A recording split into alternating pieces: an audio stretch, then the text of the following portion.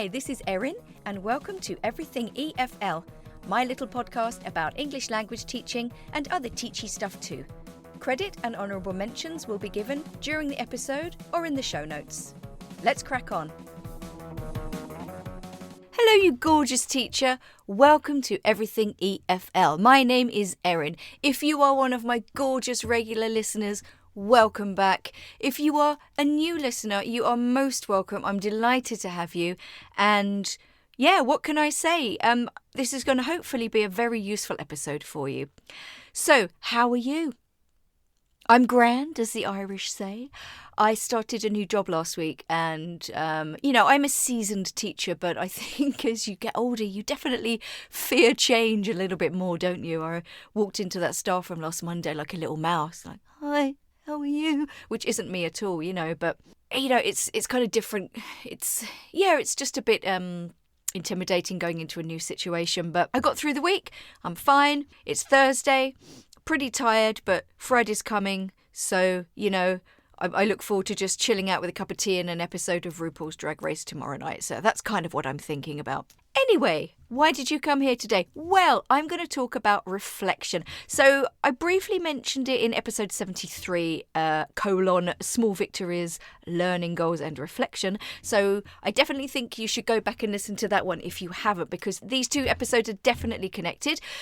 So by the end of this episode, you'll have a really nice activity to use with your students. It's really nice, like at the start of a course, but you can literally do it whenever, especially if you are really into, setting goals with your students, or you feel like that's something you need to start implementing. These two episodes are very much connected. So we might all agree that reflection is a powerful tool, but how can we help students to reflect in the classroom? Now, so why is reflection so important? So let's just have a quick rundown of the benefits of reflection. So let's start with significance. It allows students to see the importance of their own learning process. Sometimes students don't realise that the learning process isn't just about what's happening in the classroom. I always remind my students and to ask them, what are you doing outside of class? Who do you follow on social media? Even just little things like that, because sometimes students don't really realise that there's a whole world out there where they can acquire and learn English if they can sort of tap into things that interest them. And then that allows them to, have some autonomy over their learning experience as well, because ultimately that's what you want to do. You want to sort of steer them towards, other things other than a textbook. So another thing is process recognition. Students can identify what they did well, what they failed at, and what they need to change. And now, I think it's important how you word this. Like I always in my classroom, like if we're saying, do you think you achieved your goals this week? If the answer is no, there's no shame or judgment here, but we need to figure out why you didn't achieve your goals. Is it because you didn't have enough time? Is it because you just weren't motivated? Okay, so if you weren't motivated, maybe we need to change your goals, stuff like that. Solutions and strategies. So this provides students with opportunities to come up with solutions and strategies to improve on their learning. So see last comment, I suppose. And again, it's all about giving them autonomy and choice. Why should you do all the work? If students should have the choice to figure out what they want to do and what they're going to do to, improve something or change something or whatever it is. Motivation, the big M word. Reflection provides students with motivation to learn and enjoy the process of learning. This motivation comes from them reflecting on their thoughts, feelings, and emotions. A couple of things that I sort of think about when I hear that. One is, something that I've done a few times before with really shy students when I've encouraged them to sort of push themselves and talk, is ask them at the beginning, how do you feel about this activity we're going to do? And they invariably say nervous, blah, blah, blah. And then they do it. And then I say, how do you feel now? And they're like, well, pretty good, actually, And then that kind of, okay, this wasn't so bad. I achieved something. And then if we talk about enjoying the process of learning, this is like a really vital component of students choosing something they're interested in that taps into their interests and passions. Are they going to watch a TikTok video or a YouTube video, or are they going to watch a video about something that really interests them, that they're actually going to be engaged with and enjoy? This is so, so important. Without that interest, you're not going to get motivated and they're not going to learn. Analysis. The most important benefit of reflection in the classroom is for students to be able to know why they needed to learn particular concepts, theories, and ideas. So, that's when you have to sort of make sure that you connect any language point you're doing to their lives. Why is it relevant to them? Why are we doing this? How can we, take this piece of language, this grammar point, this word, this phrase, and use it and connect it to your life somehow? When you write a sentence with this phrase, okay, write a sentence with this phrase that's connected to something that is true for you. Surely that's much more useful. And, it's so important for students to know how to learn and how to continue to be learners. Like just coming to class, studying a course book, memorizing content, that's not going to help students become critical thinkers. Critical thinking stems from pausing, reflecting, knowing how and why learning should be happening at that moment. Now, I could go on, okay? But I think we've got enough there to be getting on with, don't you? So let's get to the meat and potatoes of this episode. I have an activity that I've done a good few times, and because I'm so nice and I love you so much, I've made it into a little freebie. When you're done with this episode, go to the show notes, click on the link, and you can actually have this activity for yourself. Now, the good thing about it is it's on PowerPoint, so it's fully editable. You have a choice to just keep it as it is or to adapt it to your class, which is what I'm sure you're going to do, because as I always say, you know your learners best, okay? Not every statement on the PowerPoint is going to be relevant to you and your class. Now, I am coming from the standpoint of someone in Ireland, and I'm teaching people who are coming over from foreign countries and living in Ireland. So that creates a specific set of circumstances for them, just as if you were teaching in a school in France and you're teaching French students, that's going to be a little bit different, so you're going to have to adapt it.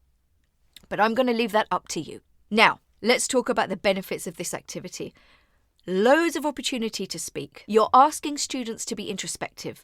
That may be easier with peers and kind of without you listening. You are going to sort of stay at your desk during this activity, just kind of within earshot, but maybe not. It's about them talking about how they feel to each other about certain things. No corrections here. It's not an error correction exercise. And again, if you kind of stay back and they see you're not really listening in, that might encourage them just to talk a bit more freely.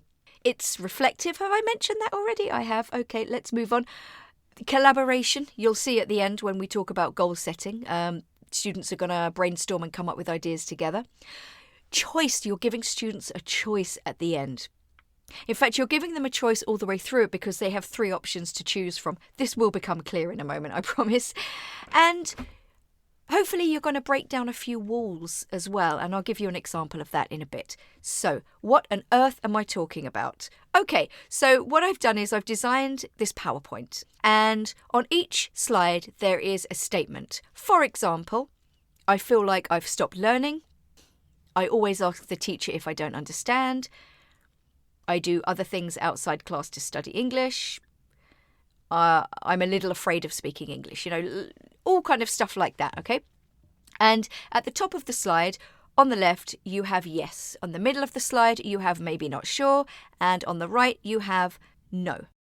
You get everybody to stand up if you have space. If you don't, maybe you need to figure out how to do it in another way. So you read the statement together. For example, I'm a little afraid of speaking English. Okay, and if students agree with that, they move to the side where the yes is. Did I say the left? I think I said the left. If no, they move to the right. And if they're not sure or maybe, they kind of stay in the middle. And then they grab a partner and they have a chat. So let's say you have 8 students on the yes side. Get them to split up into 2s or 3s and talk about it. Why am I afraid? The people who are on the no side, why am I not that bothered? Give them a chance to speak for a little bit. And then you can kind of have a bit of an open class discussion about it. So get a couple of people to talk. In this instance, why are you afraid if you're comfortable answering? And then, you can inject your own little sort of thing in at this point. Like with that question, are you afraid? Yes. I always ask them, are you afraid of judgment? Because that's a lot of the time what it is. And they always say yes. So I just say, yeah, but who's judging you? Who exactly is judging you? Am I judging you? Is there anybody else judging you? No? Okay. And sometimes just you asking that question does create that light bulb moment for them. Now, I'm not saying it's going to work with every student, but it does work with some. Suddenly they're kind of like, yeah, actually, you're right, So, it's worth sort of, stopping, allowing them to talk between each statement, and then giving a little bit of sort of, whole class feedback, and then injecting kind of like a positive spin on it, if you like, if you can. It's, again, all up to you how you do this. So you keep going through that. You show them a statement. They move to whatever side of the class is relevant for them. They chat. And then at the end, there are 2 slides, and they have basically tips of things they can do outside the classroom. Now, before you show them that, you ask the students to get into groups, brainstorm on whiteboards or flip chart paper or whatever.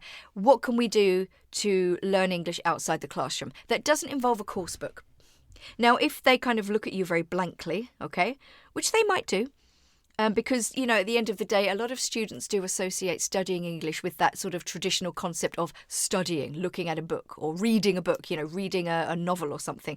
So you have to kind of, break down those sort of concepts of what, learning a language actually is. So you could give them a really simple example, and again, make it as relevant as you can to them. So something like, are you on TikTok? Who do you like? Who do you follow? Is there somebody English speaking you can follow?